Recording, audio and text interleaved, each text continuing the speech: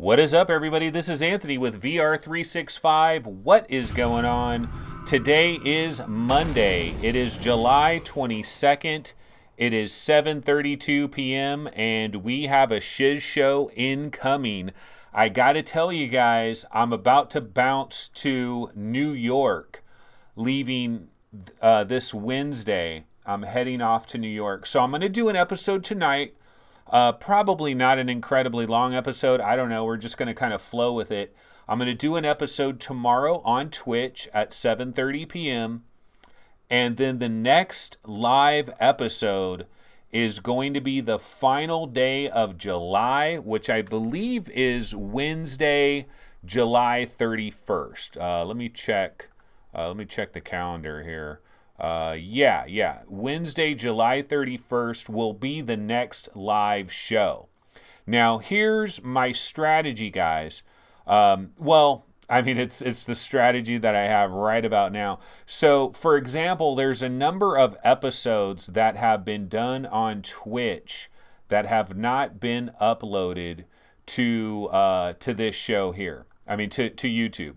For example, this was an episode that me and Sebastian from MRTV, we did an episode on Twitch, and I promised that this episode was going to be uploaded to YouTube this weekend, or maybe even like Friday or something, and it just got waylaid. I just didn't get around to it because I have to do a couple of things to these episodes before I upload them. It's whatever. It's a process.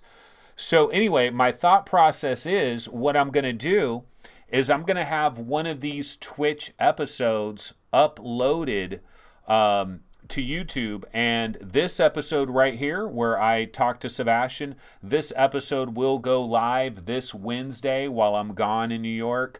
Another episode will go live on Thursday, Friday, Saturday. I'll see how many I can get loaded up and get onto YouTube and scheduled to just come out. Some of you guys have already seen all of this stuff. Now in chat, Fabian Jimenez says, "Hey Anthony, was trying to watch your latest Twitch stream with MRTV, but it only has audio."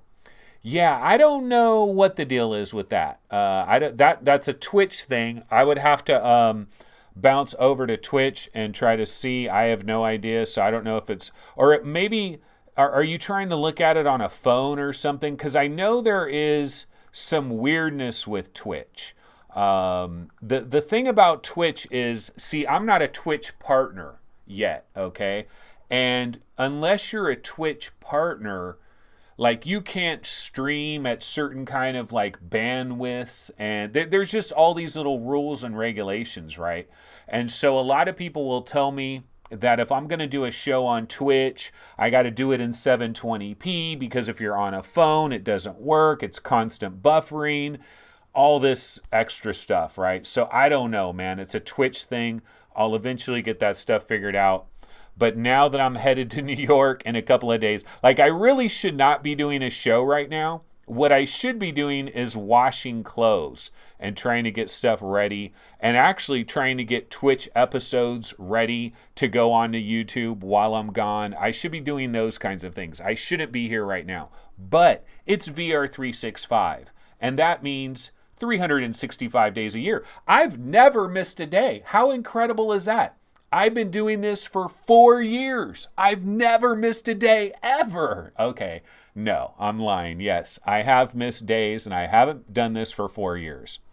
But it is called VR 365, and I like the idea of VR 365. Whether or not it's actually put into reality is another question entirely, but I'm going to try to, do the best that we can do here is what we're trying to do. We're doing the best that we can do. That's really what it's all about.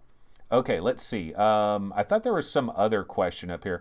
Oh yeah, Gary Haylock says he lives in the Hudson Valley, New York. I hate the city, but it's okay to visit once.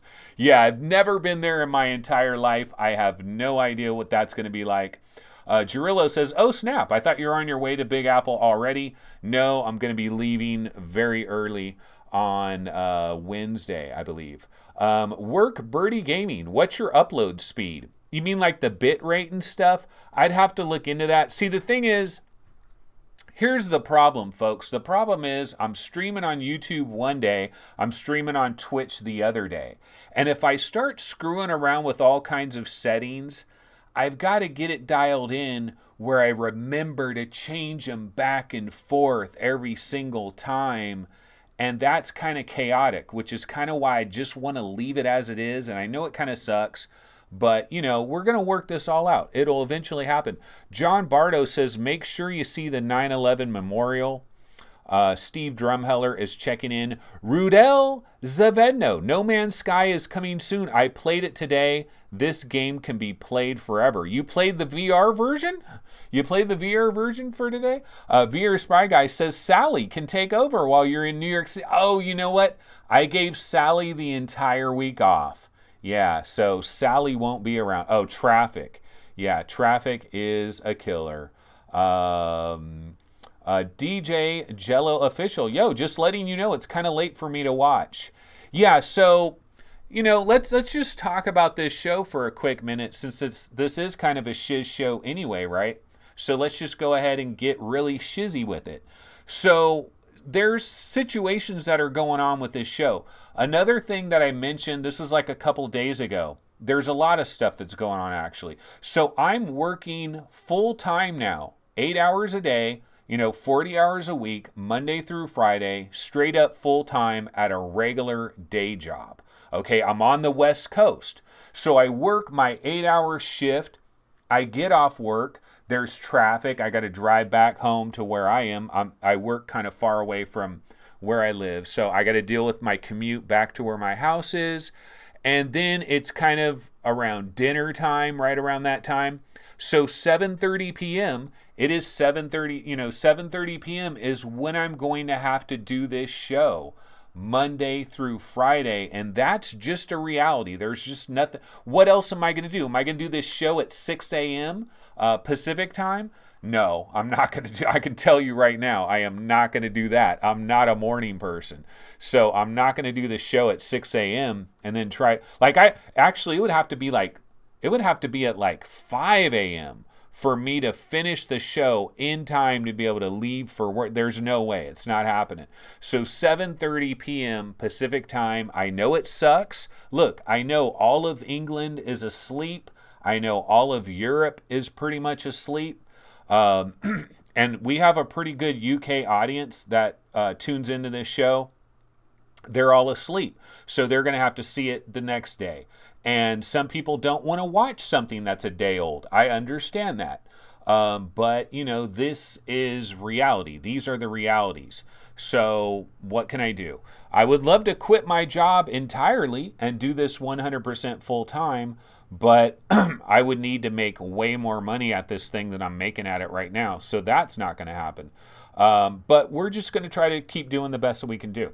Okay, let's see what people are talking about over here in chat.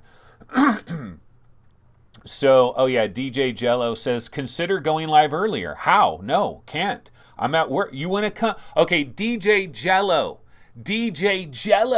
on the freaking turntables, brah. 2 turntables. Look at the movement of his hands. DJ Jello, why don't you come out here to Sacramento, DJ Jello? All right.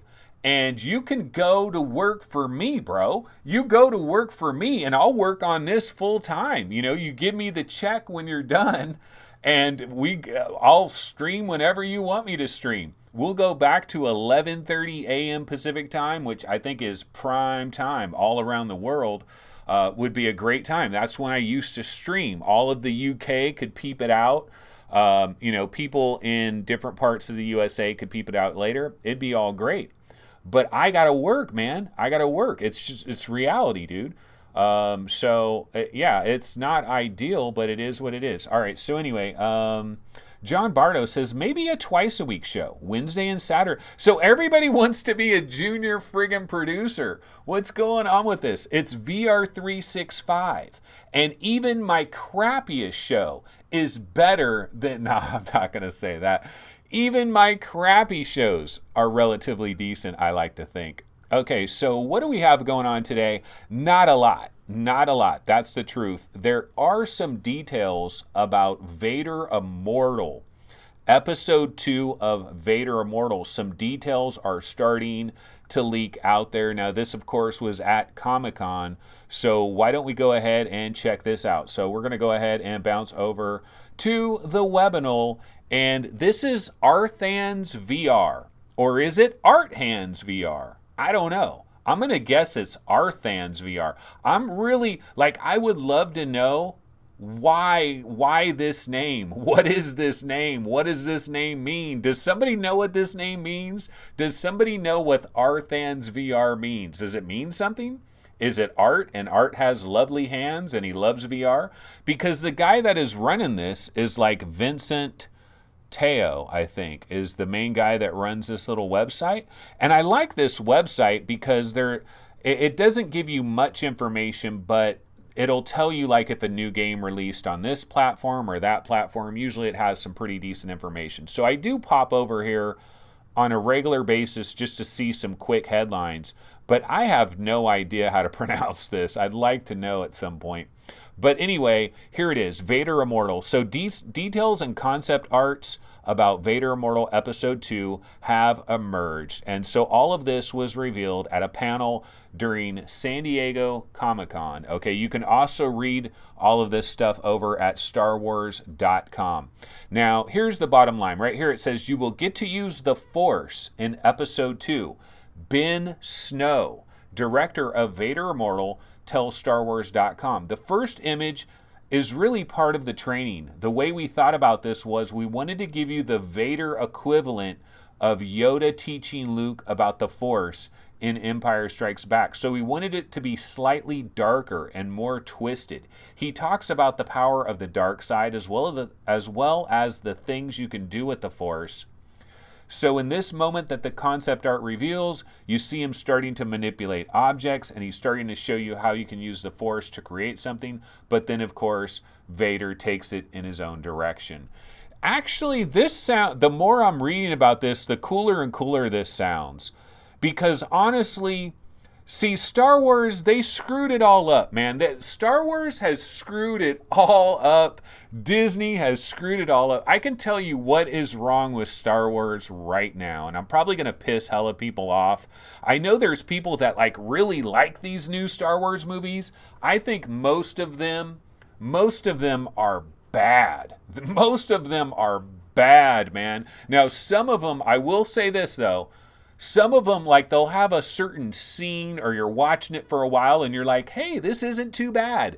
And then it'll have another scene where you're like, oh shit, they just lost me. They brought out the Lobster Man, calamari, whatever. You know, dude, that shit needs to be left in the past, Star Wars. MoveOn.com. You don't have to use MoveOn.org. I'm sorry, MoveOn.org. You don't have to use all the old Star Wars crap. No, just use the universe of Star Wars and create brand new stories off of the universe of Star Wars. Stop using old characters. Stop doing CGI of people that are dead. Stop doing it. Stop doing the retro thing. You guys are worse than the friggin' Duffer Brothers, all right? Stranger Things. Like, I like Stranger Things, but let's be real about it, dude. Retro, like, there's a point where you go too freaking retro. Doesn't anybody ever remember? There's a Kanye West song.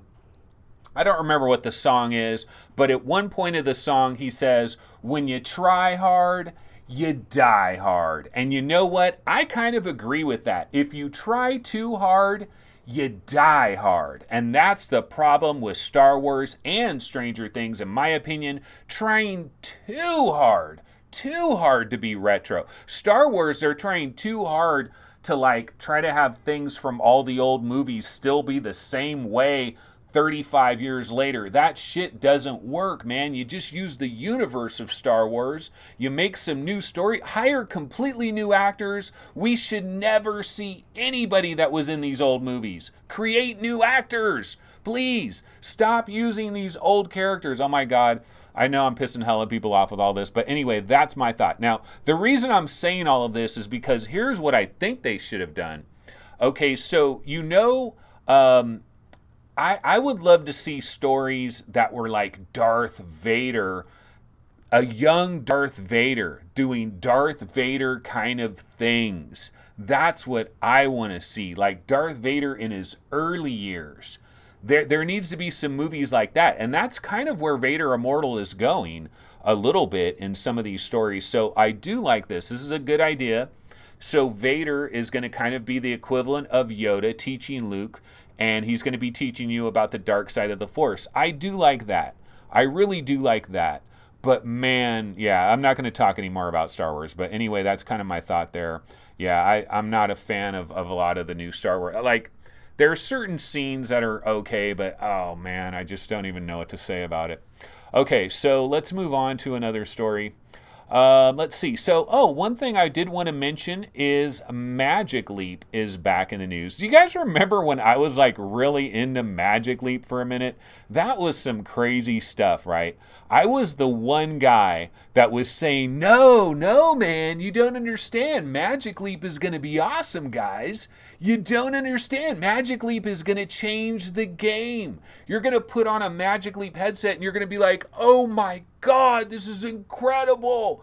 This is like I stepped 50 years into the future. It's magical. Okay, where do I go get a third loan on my house so I can buy these $5,000 goggles? That was the original Magic Leap dream. And I thought there could have been a dream like that. And I thought the reason I thought that dream was like possibly a reality is because everybody was tripping over themselves to give this company billions upon billions of dollars. And my question still remains, why the hell did they give all this money to Magic Leap? What are they thinking? Is there something hidden?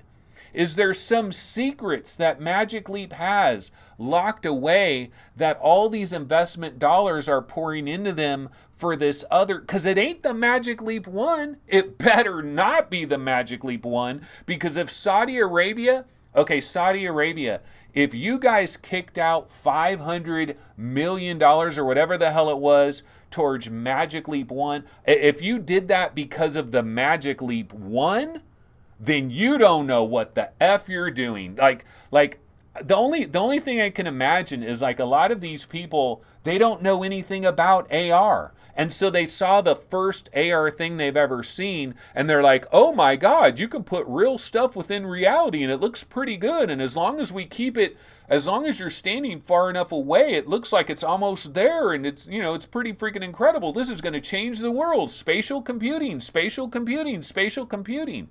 The other thing I think about it is freaking, what's his name? The head guy at Magic Leap. Oh my God, a complete blank of what's the head guy's name? The main guy at Magic Leap. He is like P.T. Barnum, man. He is a freaking seller extraordinaire. And I just think that, God, I'm total brain fart on the Magic Leap guy, like the main guy. Oh, Ronnie Abovitz. Ronnie Abovitz. How did I forget his name? That is crazy. Okay, so Roni Abovitz, right? Roni Abovitz is a salesman extraordinaire. A salesman extraordinaire. A magical salesman. Absolutely magical. Because how else are they getting all this money? It's freaking HoloLens, and it's in real, like a million companies have this technology. They're not doing anything top secret. They don't have anything top secret unless they do have some technology hidden away. It's the only possibilities. But anyway, Magic Leap is back in the news. Okay, so we know that SIGGRAPH is coming up really soon, next week actually, and Magic Leap is going to show off a new experience there. And they're going to reveal Undersea. And Undersea is a room-scale spatial computing experience through which users can relax and observe underwater life in a dynamically generated coral reef biome. Distinct vistas and creatures presented in a photoreal art style provide an opportunity to feel a sense of presence and connection between the creatures, the environment, and the user, yada, yada, yada.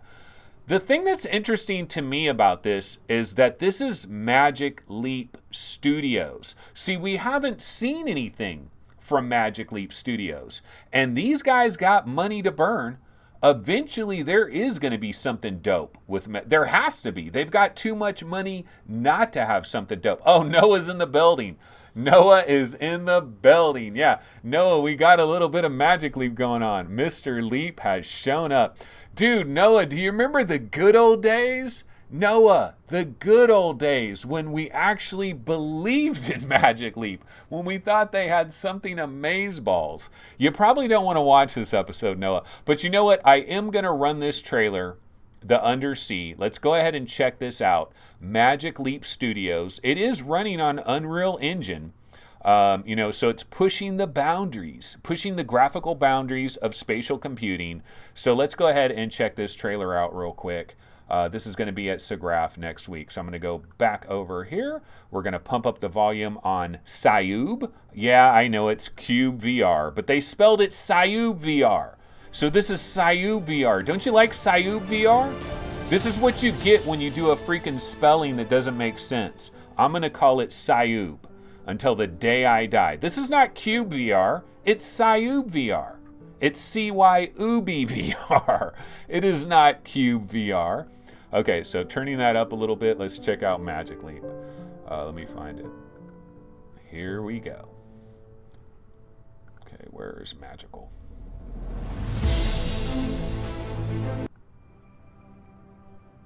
Hey everyone, I'm Dan Larrick, Vice President of Production for Magic Leap Studios, and we're really excited to be doing the world premiere of our new project Undersea at SIGGRAPH in Los Angeles. Undersea is a spatial computing experience for the Magic Leap 1 headset that creates a photorealistic underwater coral reef in your living room.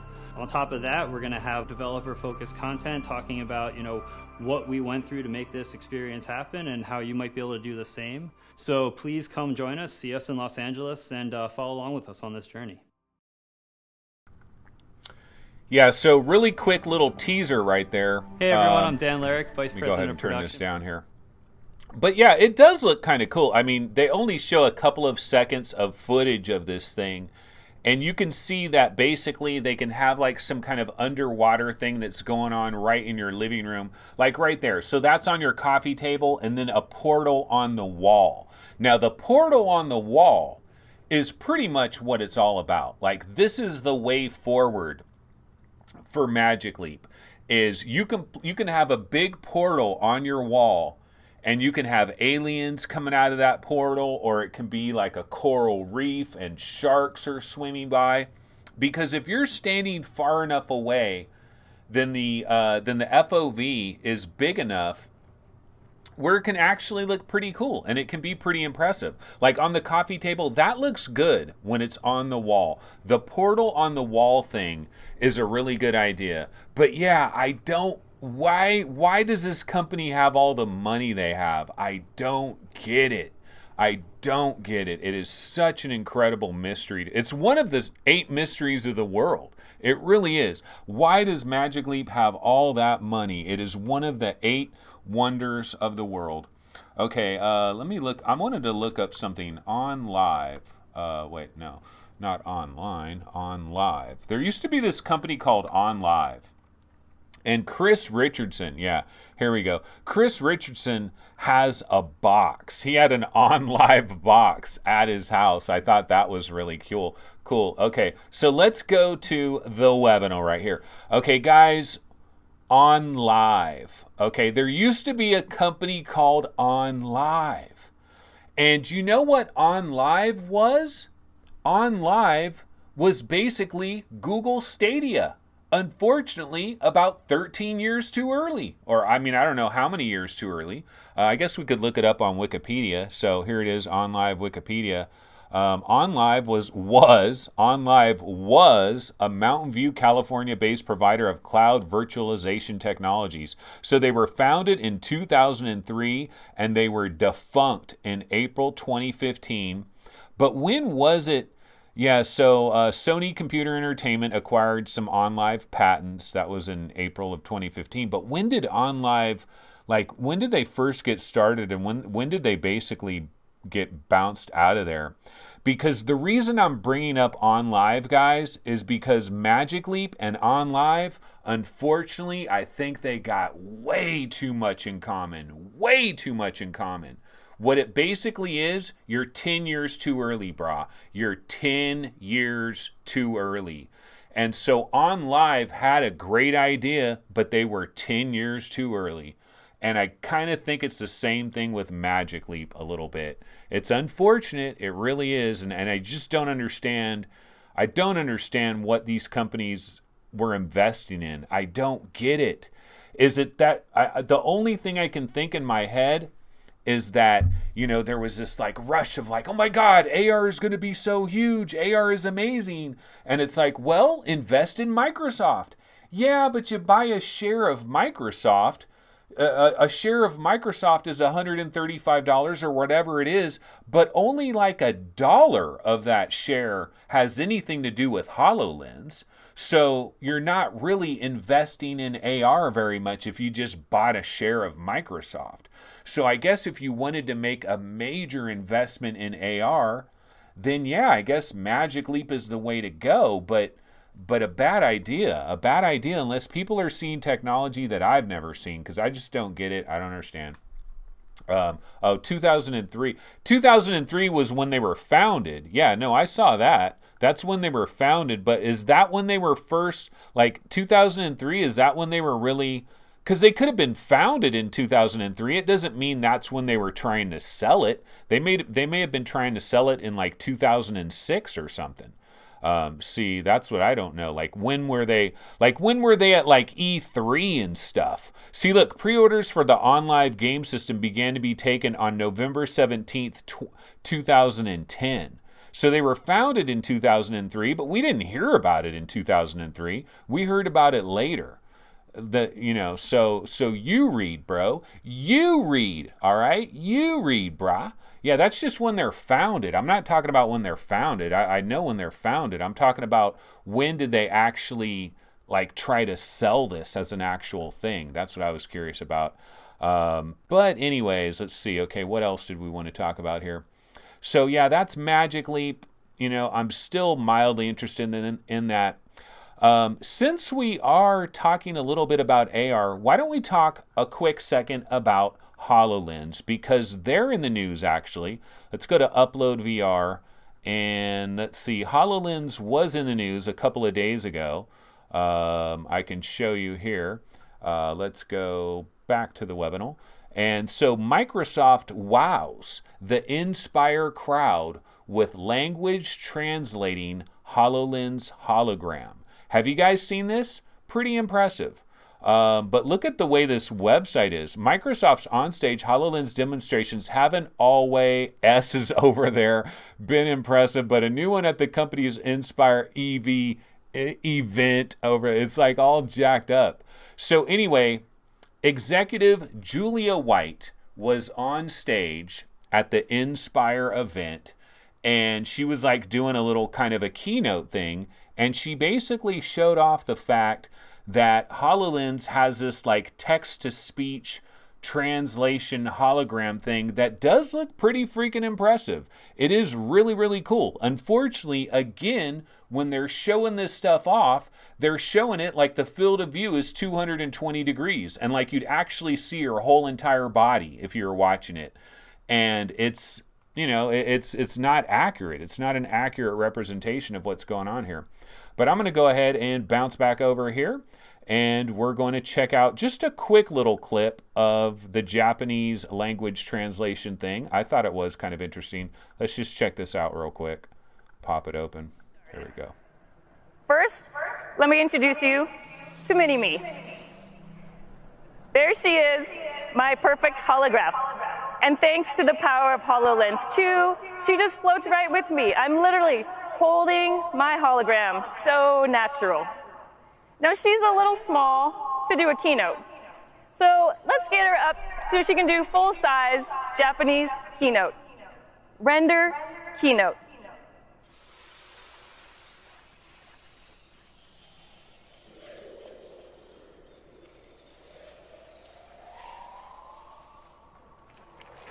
ホログラムになることには本当に驚くべきことがあります。私たちは最新の複合現実キャプチャ技術を使用し、私のホログラムを作成しています。実在の人物をホログラムとして見たことがあるかもしれませんが、私が実際に日本語を話しているのが新しいのです。私は日本語を話しませんが、私の声とホログラムは完璧な日本語で話す。So pretty cool. It looks pretty good. You know, it is pretty good technology. I mean, they're doing a combination of body and voice capture technologies. Of course, they are leaning on Azure, or whatever they call it, AI, deep neural networks, machine learning. It is all combining to create a Japanese version of Julia White on stage, and she's given her keynote in Japanese. It's translated. Pretty cool. I mean, it's pretty cool. AR is going to be a big thing, man. It really is. But it's 5 or 6 years behind where VR is. So, you know, we just can't get that excited about it. I still want to keep my eyes on it. You know, I'm still going to keep my eyes on AR, and I will continue to cover AR products as they come out and as they improve and as they get better. But it's definitely trailing. It's behind where we are in VR. Of course, Facebook, remember Oculus Connect 6, late September. Get ready, ladies and gentlemen, because I guarantee you there's going to be some AR stuff there. Facebook is probably going to show off some kind of early look at an AR prototype that they plan on bringing to market possibly around like 2022 or 2023 or something like that. And you know, we're talking about AR, and it is all AR 365, right? This is AR 365. So let's continue with the AR discussion. I know you guys love this. Let's go back over here. So did Apple really cancel its AR headset? Well, you know, we've kind of already talked about this. I talked about this a number of days ago. And bottom line, I'm not buying it. I think Apple may have had a certain project that was in development that maybe the project was targeting like a 2022 release or something like that. And I think what might have happened is they might have scrapped the project, like that very specific project, kind of in a similar way that Oculus scrapped whatever project they had that pissed off Brendan Arebe and caused him to bounce. And so I think Apple did have an AR project that they were working on, that they were a little bit more ambitious with, that was going to be a little bit, it was going to come to market a little sooner than we were probably expecting, or it was planning to.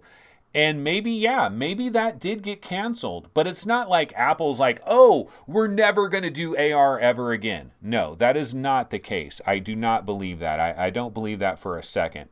So they've got multiple products. They're working on it. It's not going to happen.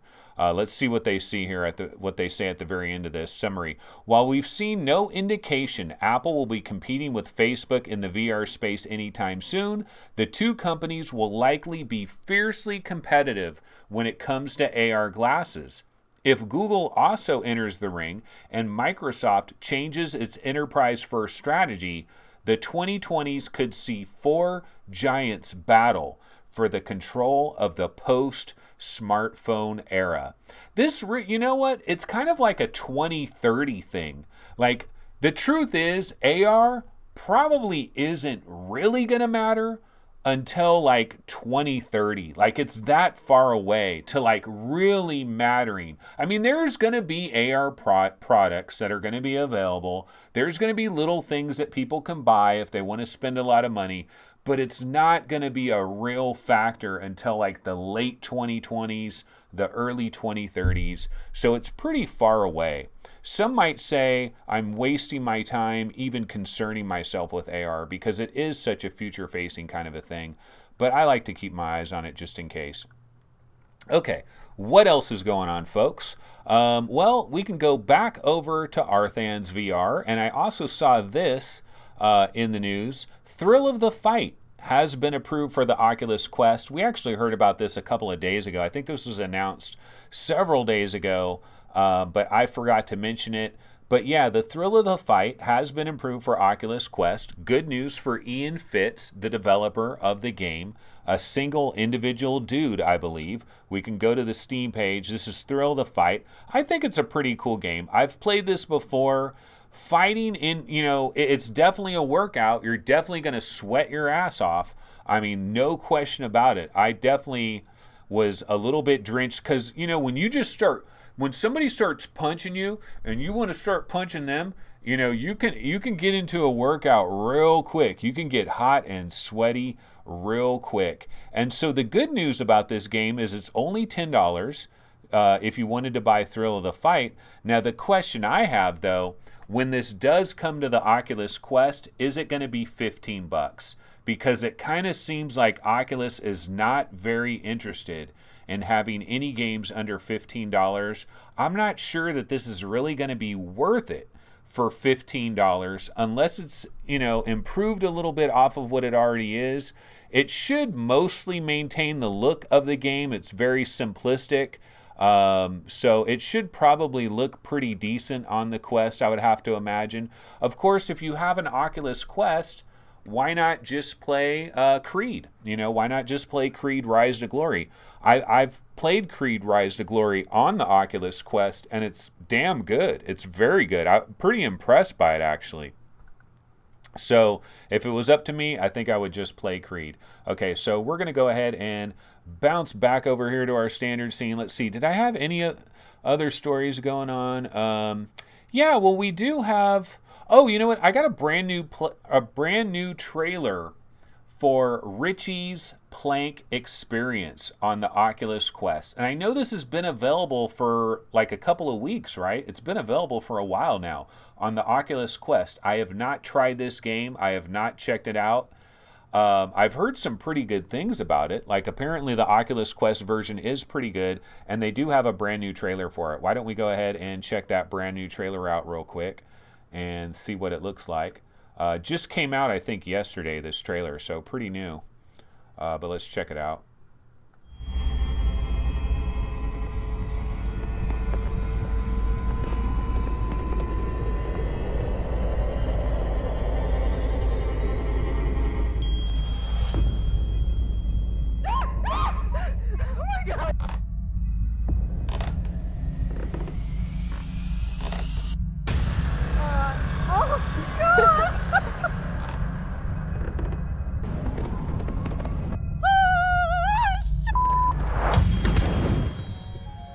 I am flying. How am I flying?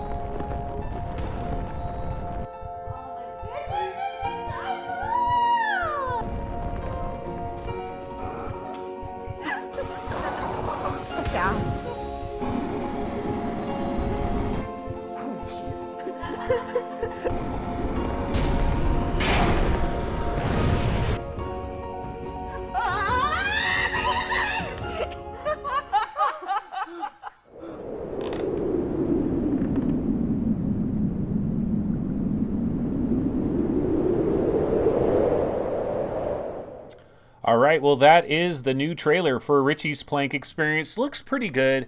I've never tried this game before, I don't believe. Yeah, no, I don't believe I've ever tried it. I've always heard that the Iron Man mode of the game, where you're kind of like a firefighter with a jetpack, I've always heard that that mode is really cool. Of course, it's famous for the plank aspect of it. You get a wood plank. Now, what I think these people should do is not just have a wood plank that's just sitting on the ground. No, I think you need to elevate that plank, man. You need to get it a foot off the ground, and then you need to have the people with bare feet. You got to have them barefoot, as they're walking across, because I think you'll get the sensation a lot more. And then also have a fan that's underneath. It's underneath. Have a little fan, that's underneath the wood, where it's blowing air up, where it feels like you're up on a building, and so on your bare feet you can feel the wind blowing and all of that. That would be pretty immersive. But to just have a wood plank and just basically have it laying on the ground, I don't know, it doesn't seem that immersive to me. I feel like they should be barefoot. Of course, what we really need, though, is we need full body tracking. We need our feet tracked, so that, like, if you're looking down and you actually saw your feet, it would be so much more powerful of an experience. I'm sure it's still very fun, though, for a lot of people. This is kind of a party game. Like, you buy this, you bring your wood plank to the party, everybody plays it. It's fun. It's one of those kinds of things. F. Frank says, I'd rather play Ritchie's Crank Experience in my cousin's basement. That's a good one. Like that. I like that. Shirzad Khan City, if you want heights, play The Climb. Well, you know, The Climb is still supposed to be coming to the Oculus Quest, but it's kind of crazy. We've never seen a screenshot. We've never seen a video. What is going on there? You know, we haven't seen the CryEngine on the Oculus Quest yet, right? So, yeah, we haven't seen The Climb, but yeah, definitely. Let's see, those graphics, though. Yeah, those graphics, though. Well, you know, it is kind of Quest, right? That's what it's all about. I Am Root says, I don't like getting hot and sweaty in my Rift S. Yeah, I don't like getting hot and sweaty in any of these things. In fact, I was playing Audica was it last night or the night before? I think it was last night. I was playing Audica, and my boy Simplex PL, he is balling out of control on Audica. He's got a really good score on Pop Stars. You know the song Pop Stars? Yeah, I know. But it's a good song, man. It's a good song in Audica. I Am Roots knows what I'm talking about. I Am Roots is really, like, I Am Roots might even have a higher score than Simplex PL. But I'm trying to go after Simplex PL, and I was playing Audica in my Valve Index, and I started to get sweaty, man. And you know, the foam of the Valve Index, it was starting to sweat up a little bit. And I was like, I got to bounce out of here. I got to get out of here because I'm not going to be a sweaty mess in my headset. I don't like doing that. It's not my jam. But yeah, I Am Root says, oh my God, Audica is so good. Dude, it is still, to this very day, it is still my game of the year. Game of the year 2019 for me right now at this moment in time, it's straight up Audica. Like, no joke. Audica is my game of the year, and it's not even close. It's not even close. I know there's a lot of people like, Blood and Truth, man. Blood and Truth on PlayStation VR. That's the game of the year, bro. Blood and Truth. Blood and Truth is too much of a non-interactive thing for me. It's just not interactive enough. It's really cool, and it's got great production values, and it's kind of a movie and all of that, but I'm a video gamer. I want to play a game. I want there to be game mechanics. I want it to be in the game more. Walking Infected says Final Assault. Yeah, you know, Final Assault's I Am Root says, Anthony, you need to friend me. Did you send me a little friend request? Because I accept everybody's friend request.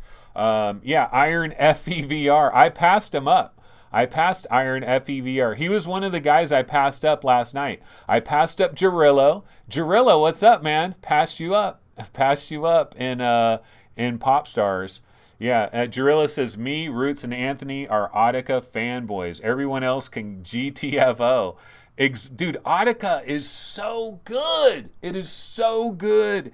And it boggles my mind that more people don't rant and rave about it. And I think what it is everybody has Beat Saber. Everybody's been in love with Beat Saber. And here comes this game, Audica, and they're like, I'll try it. They try it a little bit. It's a little too hard for them to learn. And they're like, F it. I don't need 2 of these games. I'm out. And for that reason, I'm out. And that's pretty much what they're doing with Audica. And they're making a terrible mistake. Oh my God, they are making a freaking astronomical mistake. Okay, let's go ahead and bounce back over to the webinar, because do you guys remember this game, bro? Node, man. I've been playing it all day. You didn't play it today? Dude, it came out today. It's July 22nd. Node is out. It's incredible. The graphics are awesome. Oh my God, in the Valve Index, the FOV is, oh no, it didn't come out. Sorry, folks. It does say release date, July 20th. And then over here, where it now says coming soon, it said coming July 22nd. Well, it no longer says that, so I don't know what's going on. So unfortunately, this game has been delayed. Now, I tell you what, we gotta hope. We really gotta hope that this game is not going to be delayed to the level of Area of Darkness. Area of Darkness Sentinel. Do you guys remember how many months ago? Dude, I was talking about this game, Area of Darkness Sentinel, like back in March. Back in March, I was talking about, I think this was supposed to come out in March. And then it was supposed to come out in April. And then it was supposed to come out in May. And then it was supposed to come out in June. And here we are, it's July 22nd. It's like, dude, don't be giving release dates that you can't. Yeah, look, March 31st, small delays. See, look, it was supposed to come out way back in March. I really hope that Node does not fall into the same trap that Area of Darkness had. See, the thing about Node, I got to tell you something about this. Let's go back to Node. So way back in the days, like last year, like a year ago, about right now, like summer of 2018. So I knew about this game Node, and it had a release date of July 20th, like a year ago. And I thought it was a really weird thing because I was like, who has a specific release date? Like, okay, July 2019 would be one thing, but July 20th, 2019, and you're like a year away, and that's your release date? And I think what it was, this is what I thought about it when I saw it. This is like well over a year ago. I'm thinking, oh, you know what they're doing here? Is they're putting a very specific date out there, like as a subconscious thing. So they're like, yeah, we're going to keep working on it. We're going to keep banging away on it. And yeah, we got to get it out, man. We put a date out there. We put a date. We got to get it done by the time the date is available. And so I think that's what they had always done. And then what happens is it snuck up on them, man. July 2019 snuck up on them. And they're not ready for prime time. It's unfortunate because, I mean, look at these screenshots. Just drop dead gorgeous in my opinion. I mean, look at the lighting effects and everything. I've been yapping about this game for the last couple of days. So maybe this is the reason that Upload VR and Road to VR and all these other websites have not been talking about Node, because maybe they knew this puppy wasn't going to be coming out right away. I'm still excited for this. I still hope, I'm rooting for Cubic Planet Studio. I'd like to see this game. It kind of reminds me of like District Steel. Whatever happened to District Steel anyways? Is it still alive? Okay, so District Steel, look at this, dude. District Steel, Q1. It still has Q1 up there. Barricade Studio. Planned release date, Q1. Q1 is come and gone. This game still looks good. I really like the look of this game as well. But yeah, when it comes to VR games, it's a hard bag, man. This is why we don't have accurate release dates. This is why so many games just kind of come out of the blue and we don't got a lot of forewarning. It's like developers have to finish these games, sit on them for a month, and like do the marketing strategy and then release them. Because I think it's a bad idea to just all of a sudden just come out with a game out of the blue, not have a release date, not have a trailer that kind of unveils the release date. We need a little bit better marketing. In fact, I Am Roots was talking about this in a recent episode of Virtual Strangers. He was saying that the marketing has improved, and it has improved with some of these companies. But yeah, I don't know. So there are some release date situations that are going on out there. So I did want to mention that. Let me see. Did I have anything else? Yeah, I did have another thing I wanted to get to real quick. So let's go ahead and bounce over to the Oculus store. And I do always like to take a quick little look. You're on my stream on Twitch, Anthony. Streaming your stream on my stream. Okay, I am over here on the Oculus store. And this is the daily deal, guys. Evil Robot Traffic Jam. This is one of the best VR games of all time. I mean, it is always ranked so incredibly high on VRGameRankings.com. It usually ranks in like the top 20, the top 30. Evil Robot Traffic Jam, one of our all-time favorites, right? Okay, I'm being facetious here. I've never heard of this game. I don't know anything about it. There is about little over 3 hours are left. It is going for $5. The sale price is it normally goes for 9 bones. The sale price is $5. Let's see. This released back on August 4th, 2016. So it came out a while ago. And I never heard of the game, so I grabbed a trailer. And I thought, might as well check out a quick trailer. It's only like a 30-second trailer. It'll be over in a flash. Let's just go ahead and take a quick look and see what the hell is Evil Robot Traffic Jam. Let's go ahead and take a quick look. Here it is.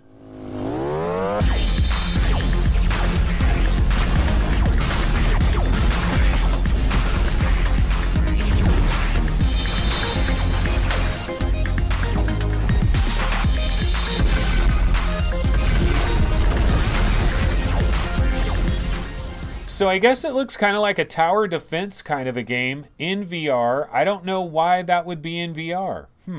But it is evil robot traffic jammed. Back to the page over here. It says, you know how you'll be driving around, minding your own business, then suddenly hit bad traffic with no obvious reason why? The answer is simple. Evil robots. They love to create traffic jams all over the world. Play as an agent of the evil robot defense force. Place powerful defense towers, activate destructive special abilities, and disrupt the robots with hacker drones. Yeah, not so sure why this is in VR. Doesn't seem like it really needs to be in VR. But anyway, that is the deal of the day over on the Oculus store. And you got a little bit over 3 hours still left in that. Okay, Noel DBZ2 says Iron Man VR looks promising. Yeah, it does look pretty good. Iron Man VR. Girillo says, what's Virtual Strangers? Never heard of it. It's a pretty good show. I need to watch they did a video about exclusives. You know, are exclusives good? Are exclusives bad? And I want to check that. I haven't checked that out yet. So I'll be listening to that probably when I'm at work tomorrow. So I'm looking forward to that. You know, in some other news that I can get to real quick, one thing I did want to talk about, this is not going to make me popular, okay? In fact, this might piss quite a few people off, but I got to talk about this, man. I got to talk about it. Vertigo 2. Okay, so today I listened to the F Reality podcast, and what game is everybody playing? They're not playing the game I'm playing. Dude, Vertigo 2 is like a decent game. But people are people are acting like this is up there with freaking Stormland and Asgard's Wrath and No Man's Sky and Boneworks and shit. I'm sorry, bro. What game did you guys play? Because I played Vertigo 2. I played this, and it's cool. Like, it's cool. It's really cool. I like it. Yeah, here we go. F. Frank, here we go, bro. I'm about to go into this, man. No, it's good. It's good. I'm not saying it's bad at all. But like Rowdy Guy on F Reality, and I like all the hosts of F Reality. I like all of them, and I want to interview all of them. And I've interviewed one of them so far, just yesterday actually, right? But I'd like to interview all of them, and I'm fans of all of them. They're great. You know, F Reality is my favorite VR gaming podcast. Sorry, Virtual Strangers, you guys would come in second. But F Reality is my favorite VR podcast. Obviously, I can't root for my own podcasts like VR Roundtable or VR 365 if you consider it a podcast. So when I eliminate those, F Reality is my favorite. I like all the guys on the show. Great job. They do a wonderful job. So it's all good, right? But man, were they ranting and raving about Vertigo 2. Like this belongs in the same discussion as like Asgard's Wrath, Stormland, Boneworks, like the absolute elite of the elites. It's not that good, man. I don't know. Maybe I need to go back into this. Maybe I didn't see what everybody else has seen. I mean, I liked it. It's good. I'm not saying it's bad. Remember the very first day I played this? You know the thing that's on your wrist where it has your little health indicator? Dude, I was looking at that, and I was looking at it closer and closer and closer because I freaking have my Valve Index, and I'm looking at my thing, and I'm like, oh my God, that looks so clear. It looks so clean. It looks so crisp. There are some really cool things about this. There really are. There's some very cool things about this game. Like the different weapons feel cool. They shoot cool. But the enemies are whacked, dude. The enemies are whacked. Let's be honest. The enemies are whacked. Like the first 3 or 4 enemies that you fight, they have no AI intelligence of any kind. They're basically just fodder. You know, it's cannon fodder. Like those guys with the hands for heads. Like I'm just shooting them in their face. That there's no real challenge there. And then the voice acting. Like a lot of people were talking about the voice acting, and they're like, "Oh, the voice acting is so good." Really? To me, it sounded like they grabbed one of their extra programmers and said, "Hey, bro, can you do the voice acting?" I mean, it was okay. It was okay. There was nothing like horribly wrong with it. I'm still a fan. See, I'm coming off like I'm a hater of this game. Like I think Vertigo 2 sucks. No, Vertigo 2 is good. But it is not up there with Boneworks. It ain't up there with Stormland. It is not up there with Asgard's Wrath. It's nowhere near those games. But I'm just wondering, what is everybody else playing? Because like Paradise Decay, like Paradise isn't in chat right now. He's deep in REM sleep. But he's going to check this out tomorrow. And Paradise was like, this is like the best demo he's ever played. And some people were like, this is the best VR game I've ever played. This is the reason to have a Valve Index is the Vertigo 2 demo. I don't get it. I don't get it, man. Shirzad Khan City says, I agree. It ain't that good. Shirzad Khan City says, because they're comparing it to Half-Life. Okay, you know the tram, like the tram scene in Vertigo 2, which is basically Half-Life. You know, that's where they got it. The tram scene where you're like in that room and it's moving along and you're seeing what's going on. There were cool moments. There were very, very cool moments in this game. And look, the lead designer of this game, Zach, dude is incredible. Like, dude is doing incredible things. Like, I'm not trying to disparage this game in any way. This is a great game. This is an awesome game. This is a game that a lot of people should have on their most wanted lists, and people should be excited for this. And I have no qualms with that. People should be excited for this. But, chill the F out. This is not in the top 10. This does not belong in the top 10, guys. I don't think this belongs in the top 10. But in terms of like most wanted games, but people are like putting it up there with like this is going head to head with Stormland for Game of the Year. Nah, man. I'm sorry. I just don't think so. I don't know. Gerillo says, go back in and just enjoy the charm and polish. See, the thing is, I also had a number of, I had some technical issues when I played this. Like, the very first time I played it, I had sound cutting out. The second time I played it, I had a lot of hitchiness and, like it wasn't running very well. So I have had a little bit of technical issues, but I'm not even judging those. Like I'm wiping I'm not even counting the technical issues. I was not as impressed with the voice work as everybody else was.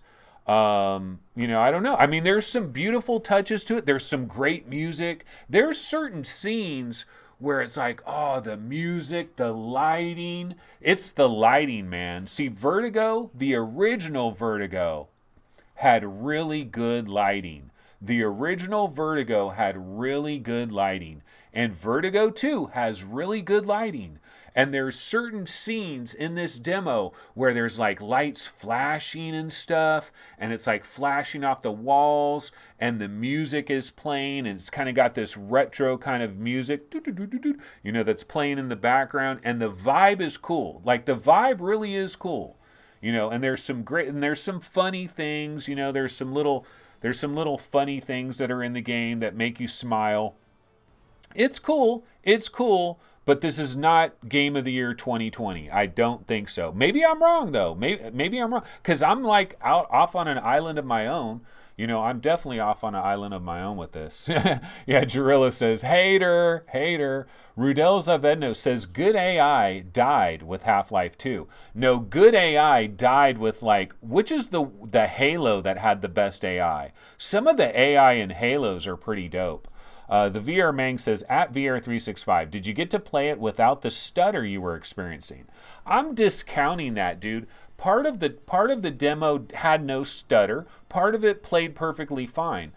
Certain areas I did have some choppiness and some hitchiness, but the first time I played it, I had some audio issues, but the actual game was running fine. The second time I played it, no audio issues, but I had some game problems. But I'm not factoring in that. I'm still saying this is good. I still want this. This is in my top 20 most wanted, but it ain't in the top 10, bro. It ain't in the top 10. Maybe I need to revise it. Maybe it should be in the top 10. I don't know. But yeah, I just wanted to talk about that for a second. I Am Root says, no, we're on the same island, Anthony. You, me, and Jarilla. We agree it's Audica all day. Well, yeah, Audica, certainly. This game isn't coming out this year. Walking Infected says, maybe we're just excited to get a decent narrative game. Well, that's true. It is. we don't have a lot of adventure type stuff that has like a legitimate story, you know, where you're going through a story. Like we don't get a lot of that stuff. So I guess maybe, and it's been a while. And then also, if you think about PC VR, it's been kind of dead. Like, what are the most recent games in PC VR that are like big, impressive PC VR games, like recent releases? Like I can't think of anything. I can go to VR game rankings real quick and just look at like the last 90 days, like one of the last 90 days charts, and we could take a quick look. Let's look at recent releases real quick. I think I updated the HTC Vive last 90 day charts. So let's take a look at that real quick, because I think maybe that's part of the reason is it's just been kind of dead. It's been kind of slow in the PC VR world. And then this demo came out, and of course the Index released, and everybody wanted a new game to come along with the Index, and it's just been kind of lackluster. Okay, so here's last 90 days, 20 best HTC Vive games. So these are recent releases. Trover, Free Diver, Triton Down, Five Nights at Freddy's, Rogan, The Thief in the Castle, Fuji, Space Ops, Pros Enlightenment, Waltz of the Wizard Extended Edition, Gadgeteer, Telefrag, Telefriend, Ninja Legends, Zed, Focus on You, Mr. See, it's kind of whack. Like, it's like the release list is not packed with power. You know, it's not incredibly powerful. We can go to the Oculus last 90 days. It'll look better because it'll have the exclusives. You know, so you got Trover, Vader Immortal, Journey of the Gods, proper. Okay, this needs to be updated, though, because Vacation Simulator is more than 90 days old now. Shadow Point, Dance Central, Face Your Fears 2, Free Diver, you know, Dead and Buried. See, they have those little, they have some of the exclusives that are popping in there as well. But yeah, it's been slow, man. It's been slow in the PC VR world, and that's why I think the Vertigo 2 demo, you want to talk about timing, perfect timing, man, because it has been slow. Not a lot has been going on. And so freaking the Vertigo 2 demo hit at the perfect time, and people got hyped. And Rogan, The Thief in the Castle, a little bit disappointing. So a lot of people kind of, got disappointed by that. But yeah, anyways, we've gone for about an hour. Shirzad Khan City, PC is dead. Shirzad Khan City says Resident Evil 7 would be with Move support. Yeah, I heard that's coming. According to Virtual Strangers, Resident Evil 7 is going to be an exclusive at the EGS, Epic Game Store. No, they didn't say that, but they were speculating about, could you imagine if Resident Evil 7 was exclusive on the Epic Game Store? I'm still waiting, like, where the hell is, oops, I didn't mean to click on that. Where the heck is Borderlands? Borderlands 2 VR. Like, didn't it get rated by, like, the ESRB and all of that? Like, it should be out any day now. And I think it's going to be one of those situations where it just comes out. Like, it just, bam, boom. Like, we just wake up one day and Borderlands 2 VR is like, oh, shit, Borderlands 2 VR came out today. It's out. It's out, everybody. I think it's going to be one of those situations. All right, guys, Vertigo 2 is better than Jesus. Yeah, there you go. Okay, guys, well, that's pretty much going to do it for this particular episode of VR 365. I apologize for kind of being all over the map a little bit. Also for having some vocal problems, like not saying words very well, not being able to speak very well. But you know what? We got through another episode, and that is the key thing. Because this is VR 365, and we're here every single day of the year without fail, pretty much, right? So I got to keep banging this thing out, man. This is what I do. So tomorrow, I will be over on Twitch at 7:30 p.m. Pacific time, twitching it up. So you'll find me over there. And then I'm going to be gone. I will be gone for an entire week, ladies and gentlemen. An entire week without brand new episodes. Watch there be some incredible shit that comes out right when I'm gone. No Man's Sky comes out. Borderlands 2 VR comes out. Freaking Stormland all of a sudden comes out. You know, Boneworks comes out. I'm freaking in New York. I won't be able to do any of it. But yeah, anyways, I will be back on July 31st. Wednesday, July 31st will be my next YouTube show.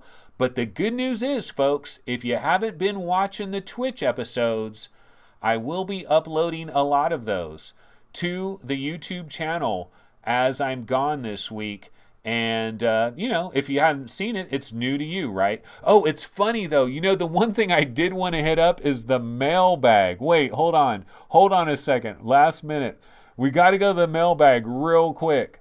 Real quick, let's go to the mailbag because there was some funny stuff, man. So this is an episode that I uploaded. It was an old episode on Twitch. And I put a note at the beginning of the show that was like, this episode was recorded on blah, blah, blah, blah, blah, blah. I did all of that. But nobody paid attention to it because people were going through this episode and they're like, what are you talking about? Cosmos ain't 2160 by 2160. We already have the resolution in the Vive website. You can't read, man? It's like nobody bothered, like nobody realized that this show was so old. This show is like a month old. And so I had to do a post. I did this post right here. I said, I just wanted to reiterate that this episode was recorded quite a while ago, back on June 20th. So apologies for all the stuff that's totally out of date. And then this guy's like, ugh, why post 25 days late, man? I thought we had some upcoming Cosmos updates. Grr, dang you, Cosmos. But it's funny, man. Some people just don't. Oh, and then this guy. Okay, so wait, this is the same guy that got pissed off about me saying Cosmos was 2160 by 2160 because this happened like way back. And then this guy says, what? Who said time doesn't exist? It is wrong. Okay, isn't it Einstein? Didn't Einstein say that time doesn't exist? Like, I kind of put my faith in Einstein. Dude is pretty friggin' smart. Okay, you know what Einstein said about time? Einstein said, time is an illusion. It's weird because it's our brains. We can't understand it. How could time be an illusion? You see a little baby, and then you see an old 80-year-old man. And you're like, okay, that baby turned into that old-ass 80-year-old man. How could time be an illusion? Well, I don't know, man, but we're creating it in our brains. It is an illusion. Time is an illusion. The future, the past, and the present, it's all happening right now. 1977 is happening right now. 1548 is happening right now. 2028 is happening right now. Time is an illusion, man. We're in some kind of weird-ass illusion thing. Our brains are like manipulating shit and creating this illusion where we see entropy. We see ourselves aging, but it's not real. I'm really like a super handsome 28-year-old dude. I haven't aged at all. It's all gravy, man. Time is not real, brah. But yeah, this guy was like, what? Who said time does not exist? It is wrong. Okay, tell that to your boy Einstein. Tell that to your boy Einstein. But anyway, I did want to get into more mailbox, but we're out of time here. We're out of time. Okay, so now I will go ahead and bounce the heck out of here. We're done, folks. Again, like I said, I'll be back on July 31st, Wednesday, July 31st, the next live show on YouTube. I will be the next live show is the next live show on YouTube is July 31st. The next live show of VR365 is tomorrow on Twitch, 7:30 p.m. Twitching it up. Then I got to bounce to New York. I'll see you guys tomorrow. So see you guys over there on Twitch. Everybody have a wonderful day, and I will catch you guys later if I can find how to log out of here. If I can find the spot where I can turn off the stream. Okay, here we go. All right, yeah. So anyways, I'll see you guys tomorrow over on Twitch. Take it easy. Have a good one. Later.